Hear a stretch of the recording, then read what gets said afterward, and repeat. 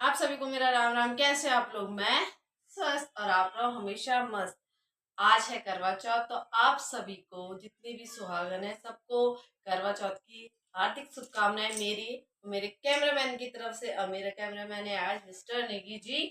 तो ये है मेरा आज का मॉर्निंग लुक, तो जिसमें मेरा एक लुक अभी इनकम्प्लीट है क्योंकि हमारा फोन पकड़ने वाला कोई नहीं है। तो वो इनकम्प्लीट लुक क्या है कमेंट करके बताना क्या है, ठीक है? तो चलो मैं बता देती हूँ। तो मेरा इनकम्प्लीट लुक है मेरा सिंदूर, जो कि बहुत जरूरी होता है हर एक सुहागन के लिए। तो अभी नेगी जी ऐसे करेंगे, ठीक है? मैं बढ़ ऐसे आज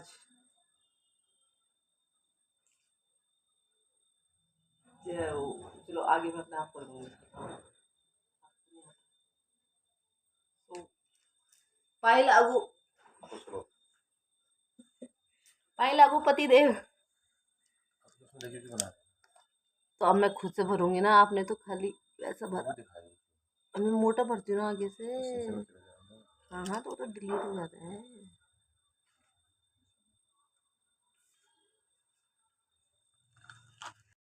तो देख सकते हो आप, मैंने मांग भर दी है। तो मांग भरने के बाद हर एक सुहागन का ना फेस मतलब थोड़ा अलग ही लगता है। तो आपको भी मेरा फेस अलग लग रहा होगा, मतलब अच्छा लग रहा होगा, अच्छा लगता है। सो हैप्पी करवा चौथ। तो अब मैं करती हूँ पूजा की तैयारी। तो ये है मेरी आज के दिन, बोलते क्या है, मैं अपनी तरफ से हर करवा चौथ पे कोरी साड़ी पहनती हूँ। तो ये है मेरी आज की add on one more new sari. तो चलो मैं करती हूँ फटाफट तैयारी, तो मिलती हूँ आपसे थोड़ी देर बाद। स्टार्ट कर दी। सो गाइस, यहाँ पे मैंने अपनी करवा माता का दरबार भी लगा दिया है। बहुत ही सुंदर था। पता नहीं बच्चों ने कैसे कैमरे सेट किया कि बहुत ही थोड़ा हल्का सा धुंधला आ रहा है। तो यहाँ पे मैं अपनी पूजा की तैयारी कर रही हूँ। मैंने करवा माता को और अपनी छन्नी पे कलावा बांध के अपने नारियल वगैरह सब पे अपने फल फूल सब कुछ मैंने रख दिया था। अपना भोग का सामान भी मैंने रख दिया था, मिठाइयाँ और अपना जो लेने देने का सामान होता है, यानी कि जो भी सुहाग का सामान, श्रृंगार का सामान मैंने सबको देना है, वो भी मैंने रखा है। अपनी सास के लिए सूट वो भी मैंने रखा है। सब कुछ यहाँ पे तैयारी हो चुकी है और मैं बोल रही हूँ अपने हस्बैंड को आ जाओ और दिया जला लो, क्योंकि हर साल वही दिया जलाते हैं और वो हमसे मिस हो गया है। तो यहाँ पे हमने दिया जला दिया है, करवा माता को हमने टीका लगा दिया है, सब कुछ हमने तैयारी कर ली है। तो आप देख सकते हो मेरा छोटा सा प्यारा सा करवा माता का दरबार। और हमने दिन में रखा था थोड़ा सा कीर्तन, हमने नीचे रखा था क्योंकि हम घर में अभी नहीं कर सकते कीर्तन, क्योंकि हमारे यहाँ पे कुछ हो गया था, मतलब हमारे परिवार में ही किसी की मिस हैपनिंग हो चुकी थी। तो हमारा तो कीर्तन नहीं करना था, लेकिन हमने नीचे अपने आंगन में कीर्तन करा था। और आज फर्स्ट टाइम हम सब ने अपने पैरों पे लगाया था आलता, जिसे लोग मावर भी बोलते हैं और आलता भी बोला जाता है। ये वैसे हमारे हमारे रिचुअल्स में तो नहीं है, ये यूपी साइड, ये जो प्लेन्स के लोग हैं वो लगाते हैं। लेकिन मुझे भी काफ़ी टाइम से बहुत मन कर रहा था लगाने का, तो हमने भी लगाया। और मैंने अपनी सास को थोड़ा सा प्यार ज़्यादा भून दिया था। वो बोल रही अरे तूने तो मेरा पूरा ही प्यार भून दिया है। तो चलो कोई बात नहीं, सुहाग की चीज़ जितनी ज़्यादा लगाओ उतनी अच्छी होती है। तो ये कहीं नहीं लिखा है कि ये इसकी है, इनके तरफ का है तो हम नहीं लगा सकते। हम लगे जो सुहाग का सामान अच्छा होता है, जो भी लगाओ जितना भी लगाओ कम ही कम होता है। तो हमने भी लगाया, ये हमने कर लिया है अपने कीर्तन का श्री गणेश। और धीरे धीरे काफ़ी सारे लोग आए हैं और हमने बहुत इंजॉय करा।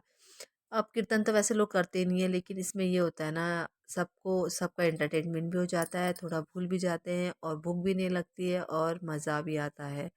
तो हमने भी इसलिए ही रखा था और बहुत इंजॉय करा हमने भी, और आप भी देखते रहिए।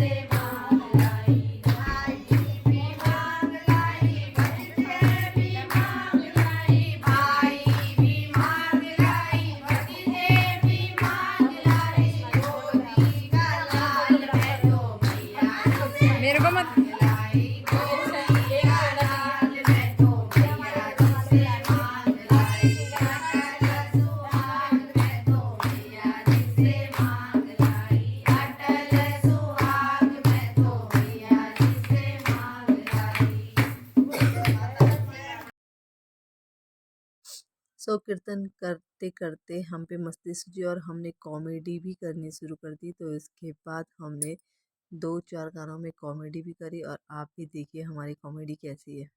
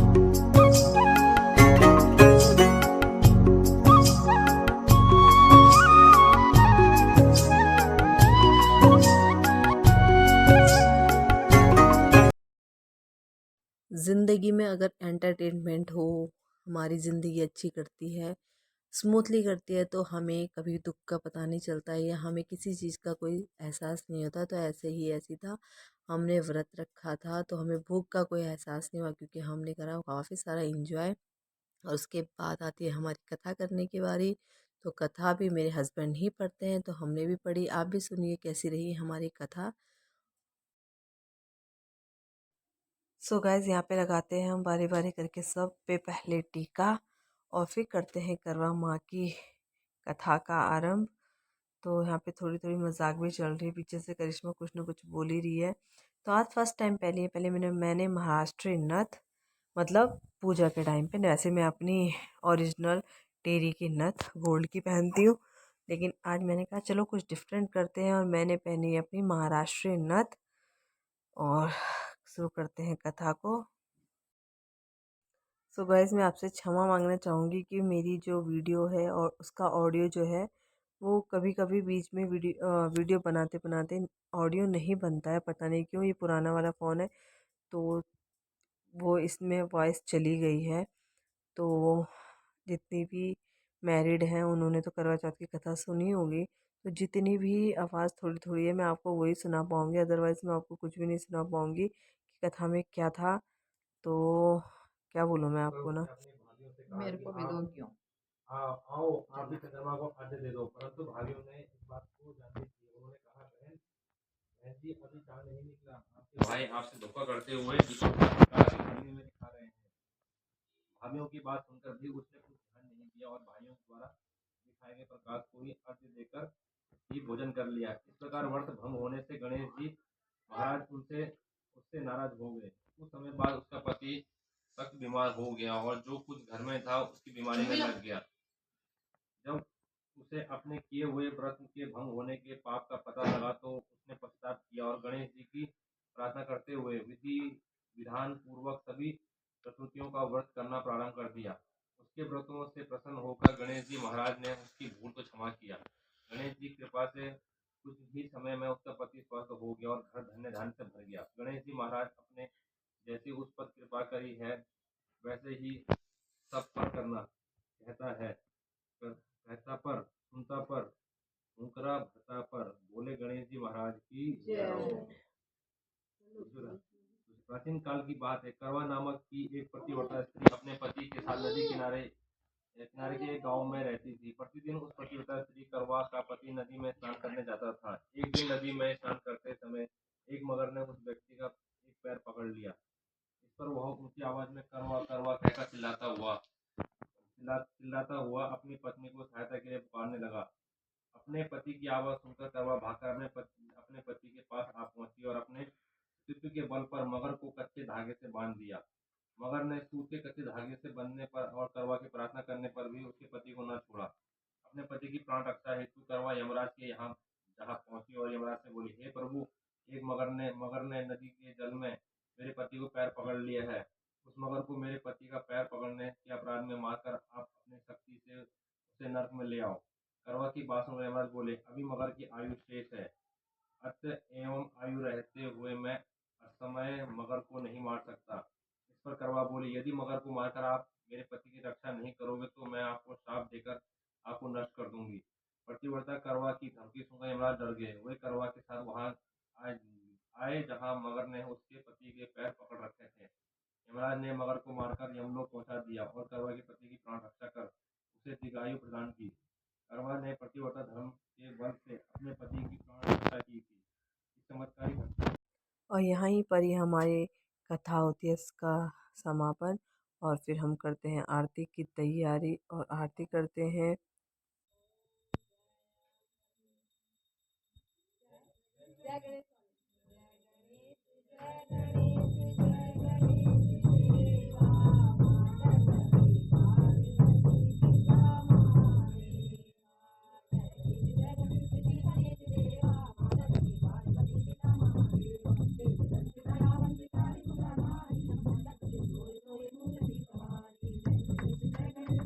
बाबू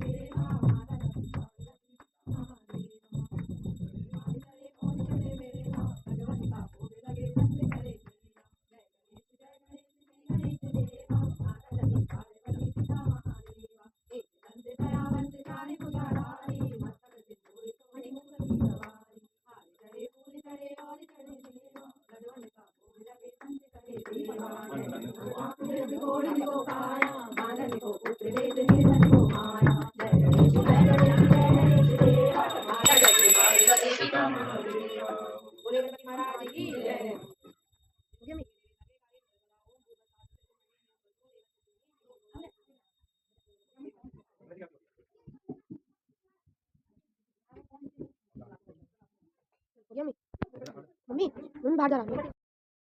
और यहाँ पर हम कथा सुनने के बाद सूर्य भगवान को पानी देते हुए, उनको जल चढ़ाते हुए, धूप बत्ती करते हुए, उन्हें टीका पिठाई करते हुए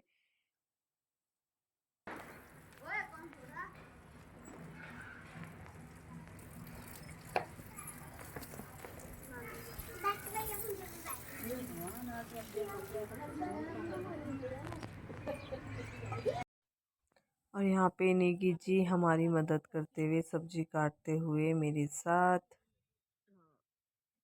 ये मेरी हेल्पर है। नेगी जी, आपका फास्ट है आज, आपको कैसा लग रहा है? भूख लग रही है? इतना पतला पतला मत, भूख लग रही है आपको? हाँ हाँ देख लिया मैंने। इतना पतला पतला मत काटो, मोटा मोटा काटो। आपको भूख लग रही है? आप स्मार्ट स्मार्ट से लग रहे हो आज।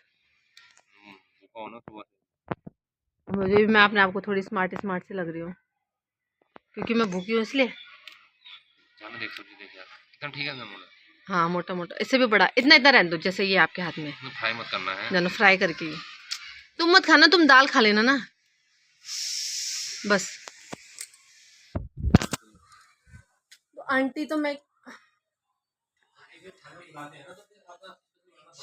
तो ये स्पेशल तो है यार जानू, बच्चे कब से लगे हुए वाली सब्जी बनाओ, गोभी गोभी की।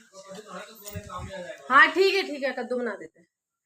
तो एक फरमाइश आई है कद्दू की, तो कद्दू भी बनेगा और सब में फटेगा।